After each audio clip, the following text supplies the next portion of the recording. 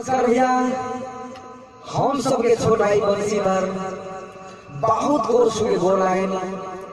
आज लाइव आवे के ये मकसद रहा 17/4/19 रोहियार बंगलिया बलकुंडा, यानी कि रोहियार बंगलिया 17/4/19 बहुत बेजोर प्रोग्राम करे जाता नहीं। रोज सबसे गुजारिश करे, रउआ सबसे गुजारिश करे, भारी से भारी संख्या में आई भाई अपना छोट भाई के प्रोग्राम देख के अपन प्यारा आशीर्वाद दी। तो 17/4/19 रोहियार बंगलिया के गांव में, रोहियार बंगलिया के शुभ धरती पर हमनी सबके मौका मिलल है। 17/4/19 बहुत बेजोर प्रोग्राम, रो सब जरूर आई अपना छोट भाई के प्यार से बात जरूर की। ये महीना 17/4